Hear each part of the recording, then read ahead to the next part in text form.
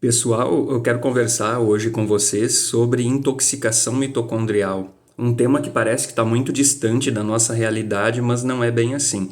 Por exemplo, sempre que a gente falar em poluentes atmosféricos, se fala indiretamente em função mitocondrial que foi afetada por isso. Só para dar um exemplo já de cara no vídeo, então mostrando que isso aqui não é uma coisa assim alienígena, não está no nosso meio, né? Tem também as doenças mitocondriais. Então, isso aqui vai ajudar um pouco a entender como que uma disfunção mitocondrial causada por um agente químico ou outra forma leva a danos tão graves na célula, disfunções que por vezes induzem aí a morte da célula, então a perda da sua qualidade também e do tecido que ela compõe. Então, só para relembrar um pouquinho para que serve mitocôndria e por que essa tal de intoxicação é tão grave. Bom, as mitocôndrias são aquelas organelas responsáveis pela síntese do ATP na célula. Mais de 95%, pelo que se fala em literatura, do ATP é produzido por essas organelas devido aos combustíveis que elas oxidam, como ácidos graxos, o piruvato oriundo da glicose, corpos cetônicos, alfa-cetoácidos derivados de aminoácidos. Então a produção de ATP ali é muito alta, é o que mantém as células nucleadas, que serão todas então do nosso organismo, com exceção da hemácia. Então mantém o estado energético delas e elas conseguem cumprir com as suas funções. A mitocôndria também está envolvida no metabolismo de cálcio, esse cálcio que não serve só para a formação dos ossos, isso eu já comentei aqui no canal, ele é um agente modulador do metabolismo também, e justamente a mitocôndria, regulando o nível de cálcio dentro da célula, responde a ele também metabolicamente. Isso, como eu disse, já foi comentado em outro vídeo. Além disso, essas organelas apresentam, então, papel em vias metabólicas, um papel que pode ser parcial, como na síntese de lipídios, no ciclo da ureia, gliconeogênese e outras vias. Isso aqui quer dizer que o papel parcial ela tem reações que permitem aquela via, né? Façam parte daquela via metabólica e o resto ocorre em outras partes da célula. Sei lá, por exemplo, no citoplasma, como é um exemplo clássico aqui, o ciclo da ureia. Em algumas outras vias metabólicas, o papel da mitocôndria é total, como é o ciclo de Krebs, que ocorre todo dentro dessa organela, a cadeia transportadora de elétrons, que não é uma via metabólica, mas um sistema de transferência de elétrons e prótons, e o complexo 5, que é um conjunto de proteínas aí que vai produzir ATP a partir do trabalho em conjunto com a cadeia transportadora e o ciclo de Krebs. Então esses três aqui estão bem integrados, intimamente mesmo, de maneira biológica e química, na síntese do ATP. Aí outras funções, como eu deixei indicadas aqui, tem um vídeo no qual eu falo mais em mitocôndria, e que aparece aí a função da organela em síntese de hormônios, na regulação do destino celular, né, que se fala muito em morte e sobrevivência. Então isso aqui é só para mostrar, assim, a organela tem uma função muito maior do que a síntese de ATP. Então não é a única função dela, como é tão falado. As vias metabólicas que ocorrem ali ou que dependem da integridade dessa mitocôndria podem ser afetadas aí no caso de uma intoxicação. A intoxicação mitocondrial tem pelo menos dois aspectos. Isso aqui vai muito assim de determinação de estudos, né, que aparecem em livros, é mais algo didático, né, separa dessa maneira. Mas um intoxicante que age de maneira estrutural provavelmente leve a uma disfunção funcional também. Uma disfunção funcional é boa, né, mas é para dizer assim, uma desordem que afeta a função, né, para ser bem explícito. Então, os aspectos estruturais, quando eu tenho um intoxicante que age, por exemplo, induzindo um dano em componentes de membranas, pode atuar contra proteínas ou contra lipídios. Né? Aí eu causo uma deformação na organela, literalmente eu posso abrir uma brecha em membrana mitocondrial, seja interna, seja externa. Posso deformar a organela também, afetando o tamanho dela e a superfície da membrana interna. Então o tamanho, né, assim, em patologia se vê ali numa análise histológica uma mitocôndria menor, né? Um fármaco ou um intoxicante qualquer induziu aqui algo que afeta o tamanho da mitocôndria. Então, às vezes é porque elas foram fragmentadas, né? Se tem aí fragmentação de mitocôndria por vários motivos. é tanto fisiológico quanto patológico. Então acaba diminuindo o tamanho da organela e possivelmente a eficiência dela na produção do ATP e no resto. Quando eu afeto a superfície da membrana interna, eu tenho menos área para colocar os complexos da cadeia transportadora e o complexo 5. A gente sabe que eles aparecem lá em quantidades variadas e tudo trabalhando ao mesmo tempo para produzir ATP. Então, se eu afetar a área, ou a superfície, melhor dizendo, da membrana interna, eu posso ter um prejuízo na síntese do ATP também. Posso afetar a quantidade de mitocôndrias quando eu diminuo o número delas, bloqueando a chamada biogênese mitocondrial. Então, a síntese de novas mitocôndrias seria afetada e eu teria, obviamente, uma perda na adaptação do tecido a estresse. O que isso significa? Bom, dependendo da fase do estresse, né? Logo que a gente é exposto a um toxicante, uma molécula, então um agente químico que induza um malefício, o número de mitocôndrias pode até aumentar para dar conta em lidar com aquele toxicante. Vai depender da natureza dele e o tempo, claro, que ele dá para a célula se adaptar. Aí aquela célulazinha produz mais mitocôndrias para dar conta da oxidação de mais combustíveis, gerando mais ATP, para restaurar o impacto causado pelo toxicante. Só que se essa exposição for crônica, durar muitos dias ou meses, anos, quando a gente fala em humanos, então eu posso ter ao longo do caminho uma perda na quantidade de mitocôndrias. Então diminui o número daquele órgão que é o mais afetado ou de um conjunto de órgãos, né? Às vezes, como poluentes atmosféricos, não agem só em pulmão. Então eles agem ali, fígado, sistema nervoso central, nas células da circulação, sistema imune. Então é muita gente aí sendo afetada pela exposição e quando ela é crônica eu posso ter esse tipo de efeito. Aspectos funcionais, então. Eu posso ter aquela deformação na estrutura e aquilo indiretamente ou diretamente afetar a função mitocondrial. Mas estrutura e função, né, estão sempre muito ligados em biologia, em química. Na verdade, em tudo que a gente analisa, estrutura e função, né, tem uma certa estrutura para atender uma função. Agora, os toxicantes podem agir de maneira mais refinada, induzindo, por exemplo, inibição de enzimas de maneira direta, como aqui embaixo, ou indireta. Eu citei a amônia ou amônio para os dois casos, né? Quando a gente entra num estado de hiperamonemia, que pode acontecer por vários motivos. Por exemplo, um jejum prolongado em alguém que tem uma disfunção hepática pode levar a um quadro de hiperamonemia, né? A proteólise muscular aumenta o nível de aminoácidos livres dentro do músculo, aí eu transformo eles em alfa-cetoácidos por mais de um caminho. Nesse processo se gera ali no músculo amônia. Essa amônia pode ser entregue para o fígado na forma de glutamina. É uma maneira de o músculo exportar aquele grupo, aquela amina, tóxica. Então, de uma maneira não livre. Então, envia na forma de um aminoácido e o fígado lida com aquilo. Só que se eu tiver uma disfunção hepática, eu não vou lidar muito bem com a amônia lá no ciclo da ureia e ela pode se acumular. E essa amônia aí, quando ela remove intermediários do ciclo de Krebs, como alfa-cetoglutarato, ela pode levar a uma lentificação do ciclo por diminuição em intermediários. Como que ocorre isso? A cataplerose no ciclo de Krebs é a remoção de intermediários. Né? Se eu tiro o alfa-cetoglutarato para condensar ele com amônia, gerando glutamato, eu tenho alfa-cetoglutarato a menos no Krebs. Então, se eu tenho a menos lá, o ciclo vai ficar mais lento e isso vai depender muito da oferta de amônia nessa remoção do alfa-cetoglutarato. Ou seja, quanto mais eu produzir dela, pior para mim. Isso pode afetar muito o músculo, o sistema nervoso central, o intestino, por aí vai.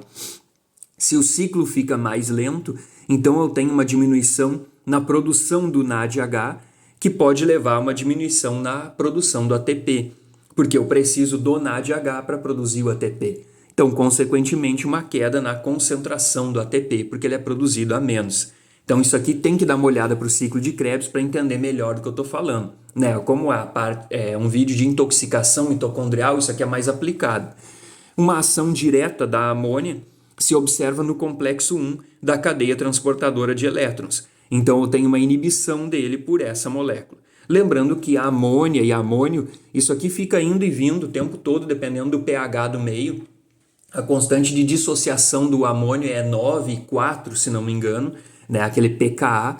Então fica uma parte do tempo como amônio, dependendo do ambiente pelo qual passa, se transforma em amônia. E ela é uma molécula pequena e sem carga, então ela cruza a membrana livremente e também é solúvel na água naquela concentração. Então eu tenho aqui algo que se distribui muito bem no organismo e entre as células. É um problemão, então, lidar com amônia. Lembrando que lá no fígado é justamente dentro da mitocôndria que eu vou lidar com amônia.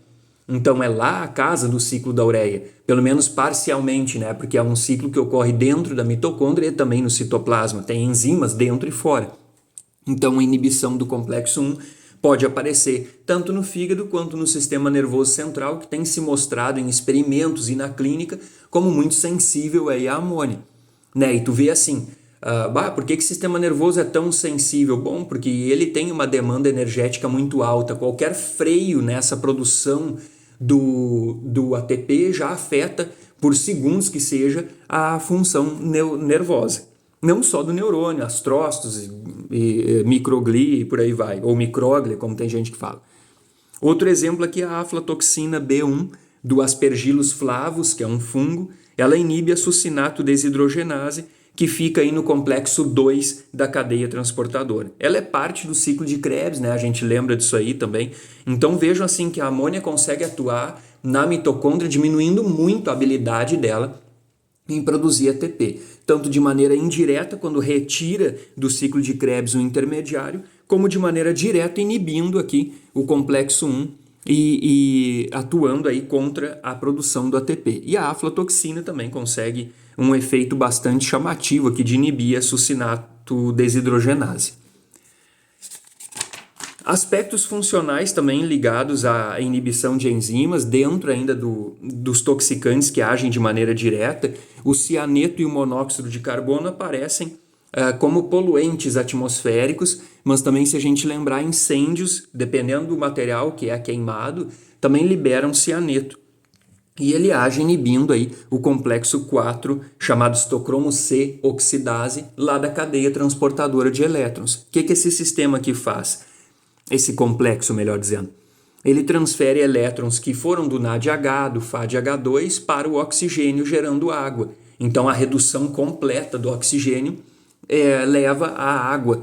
E aí eu tenho o aceptor final de elétrons da cadeia transportadora, que é o oxigênio, sendo usado como deveria.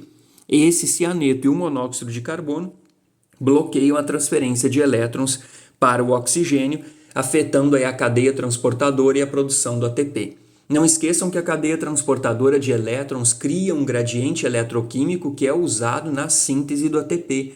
Então isso é o acoplamento entre o transporte de elétrons, o bombeamento de prótons e a síntese do ATP no complexo 5. Isso está muito associado e parar um processo afeta o outro, ou diminuir, que seja. E aí vai ser mais grave dependendo da natureza da célula, como eu disse. Cianeto se encontra no cigarro também, só para lembrar, né? Conforme é oxidado lá, o papel e o que tiver ali dentro, eu vou formar cianeto e aí isso vai ser absorvido. Inibição de enzimas também, algo que é bem falado na clínica, dentro de ação direta de toxicantes sobre a mitocôndria, são inibidores de transcriptase reversa, usados, por exemplo, para tratar HIV, né, infecção por HIV. E aí se tem que alguns daqueles medicamentos de gerações mais antigas, principalmente, também inibem a DNA polimerase mitocondrial. Isso está dizendo o que a gente já sabe, né? A mitocôndria tem DNA próprio e ela precisa replicar ou sintetizar esse DNA quando aumenta o número de mitocôndrias naquela célula. Então eu tenho que duplicar o DNA da mitocôndria atendendo à duplicação da organela. E se eu afetar isso, eu diminuo aí o acesso à informação. Então eu inibindo a DNA polimerase mitocondrial, eu afeto aqui o funcionamento de cadeia transportadora, né? Porque poucos genes realmente estão contidos no DNA mitocondrial para síntese de subunidades de complexos da cadeia transportadora, mas são importantes para aquela cadeia transportadora, então eu preciso deles lá.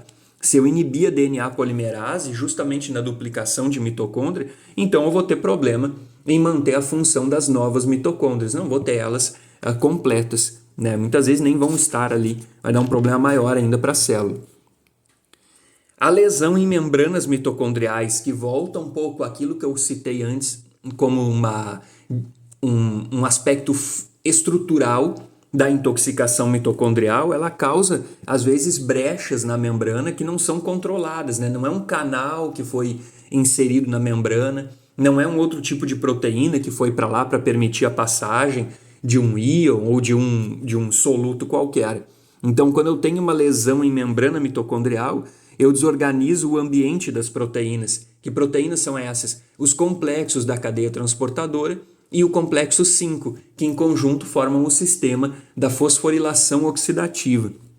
Aí eu também facilito o vazamento de prótons do espaço intermembranas, onde eles deveriam acumular e retornar para a matriz mitocondrial via complexo 5 para aí servir a síntese do ATP. Quando eu não consigo isso, eu vou ter uma perda de potencial de membrana mitocondrial.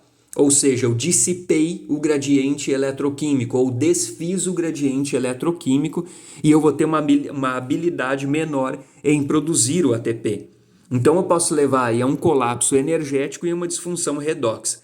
Porque o que a mitocôndria vai perceber ela tem regulação própria, ela percebe o nível de ADP, de ATP, eles agem no ciclo de Krebs, podem regular a atividade da ATP sintase, que é o complexo 5, tanto que ela também é chamada ATPase, vai depender do nível de ATP e ADP e AMP, todos que vocês quiserem. Então a mitocôndria vai responder a esse colapso energético tentando oxidar combustíveis de maneira mais rápida, para tentar repor aquele gradiente eletroquímico perdido. Isso acelera o fluxo de elétrons entre os complexos da cadeia transportadora e, obviamente, num sistema que já erra naturalmente, vai errar mais e vai produzir, a partir do oxigênio, o radical superóxido. Então, que é um radical livre. E a partir do superóxido vem, por exemplo, o peroxinitrito quando reage com óxido nítrico, vem o peróxido de hidrogênio quando é metabolizado pela superóxido dismutase, e aí é um mundo todo para falar de espécies reativas derivadas dessa falha na mitocôndria em produzir ATP devido a um dano em membrana que veio aí de vários toxicantes, na verdade, que podem induzir isso. A glicação de proteína, quando observa aí diabéticos ou pessoas em estado duradouro de hiperglicemia, pode causar disfunção em membrana mitocondrial, de maneira até não tão refinada, às vezes, pode ser mais grosseira. A exposição aí a toxicantes como o benzeno, então esses solventes podem se inserir em membrana mitocondrial, também causando lesão e o mesmo efeito ou algo parecido. Então aqui os exemplos são vários, isso se vê bem dentro de toxicologia, mas é para mostrar o detalhe da coisa, né? Então isso aqui age no nível molecular, causando um efeito celular, depois tecidual e tal, e chegar no sistêmico. Quando eu tenho uma queda na produção do ATP, eu afeto algumas vias metabólicas que dependem desse ATP. Então aqui diminuiu a produção do ATP, as vias que podem sofrer, como o ciclo da ureia, que é energeticamente bastante caro, ele consome moléculas de ATP para transformar a amônia ou o amônio em ureia. Então eu posso ter um problema no ciclo da ureia e levar a um quadro de hiperamonemia por uma disfunção metabólica causada por algo que afetou a função mitocondrial. A gliconeogênese também é muito cara, então se eu tiver uma falta de ATP para manter a gliconeogênese, ela obviamente fica mais lenta e aí eu tenho um risco de queda na glicemia.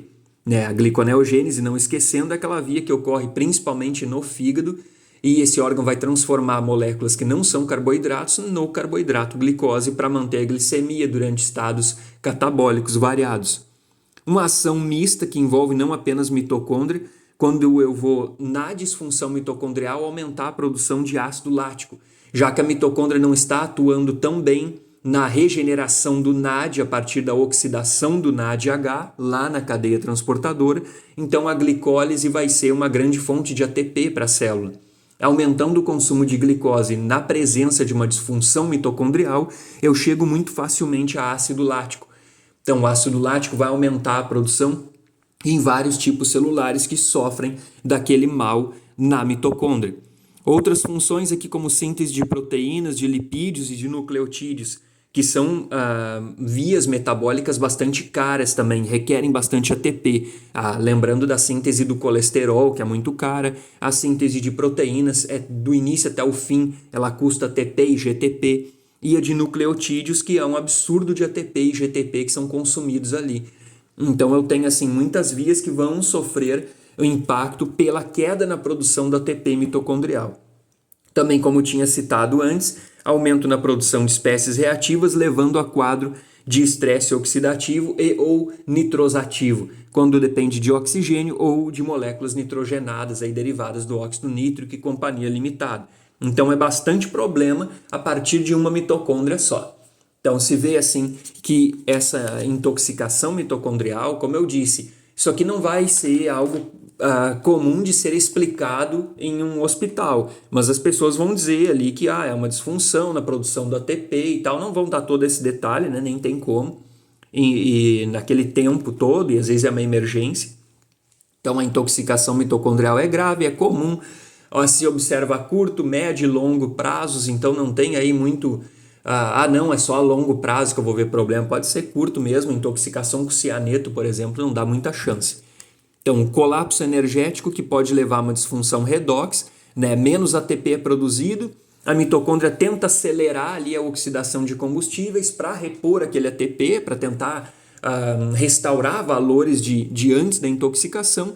Com isso, acaba tendo uma aceleração no fluxo de elétrons e produção aumentada de espécies reativas. Isso, em conjunto com o colapso energético, pode levar à inflamação.